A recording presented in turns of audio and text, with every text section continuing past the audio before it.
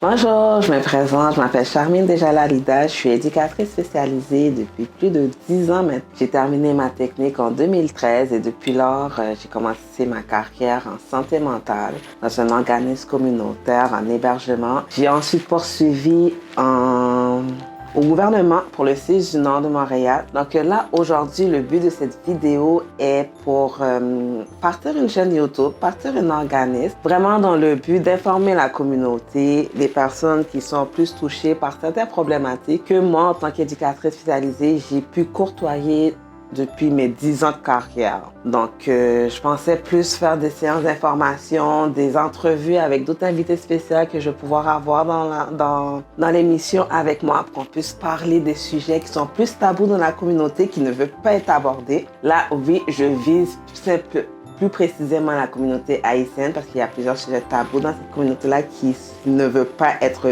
parlés. Puis c'est important d'aujourd'hui, en 2022, d'en parler parce que ça fait partie de notre vie, de notre vécu. Donc, il faut être capable d'en parler puis de l'assimiler à notre vie. Ça serait ça le but principal de l'émission, mais aussi d'aborder d'autres sujets, que ce soit par exemple, les problèmes de vieillissement. J'ai travaillé aussi un certain nombre de temps dans un CHSLD durant la pandémie qui m'a quand même frappée, fait réaliser plusieurs choses dans un futur qu'on pense pas quand on est jeune, on est la vingtaine, on est à la fleur de l'âge, puis on pense pas nécessairement comment on va faire dans notre vie plus tard. Donc ça, j'ai trouvé ça quand même très intéressant de pouvoir faire cette réflexion-là quand même assez jeune pour pouvoir me projeter plus tard dans le futur. Aussi parler de déficience intellectuelle, parler de toutes les problématiques qu'on peut rencontrer quand on est éducatrice spécialisée. Je pense aussi aux jeunes qui ont des troubles de comportement, aux jeunes qui sont un petit peu plus délinquants, aux jeunes qu'on peut retrouver dans les centres jeunesse aussi, qui vivent beaucoup de problématiques et beaucoup de difficultés, aux familles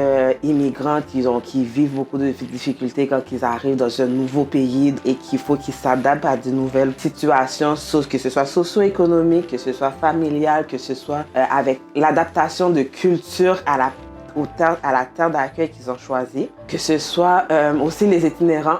Ici, à Montréal, on a quand même beaucoup d'itinérants. C'est une problématique que veut pas touche tout le monde parce qu'ils font partie de la ville de Montréal en tant que citoyens et habitants de Montréal. C'est une problématique qui touche tout le monde, même si certaines personnes pensent que ça ne leur touche pas. C'est correct, chaque personne s'en doit à leur opinion, mais c'est quelque chose que je veux quand même aborder.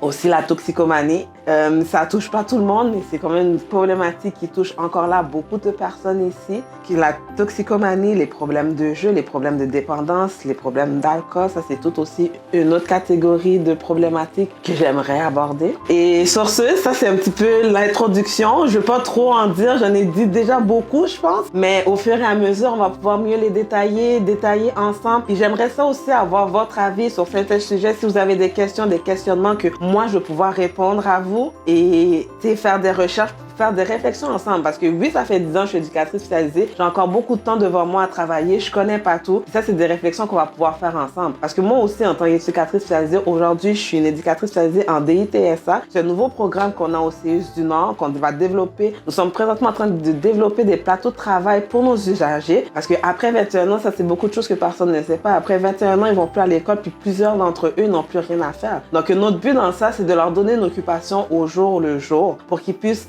être capables de continuer à développer leur autonomie. Donc ça, c'est une nouvelle aventure dans laquelle que je me lance, dans laquelle que j'ai aucune expérience, puis je suis prête à me lancer là-dedans à 100% justement pour en apprendre de nouveau sur cette clientèle-là parce que c'est une clientèle qui a quand même de la problématique puis qui a besoin d'aide. Fait qu'en tant qu'éducatrice spécialisée, c'est que de notre devoir de leur donner plus d'autonomie puis de les supporter avec eux dans le quotidien. Donc, sur ce, j'aimerais aussi avoir vos questionnements. Si vous avez des questions, des termes que vous voulez aborder avec moi, que je vais pouvoir vous répondre, ça va me faire plaisir et on va pouvoir planifier ça ensemble. Merci.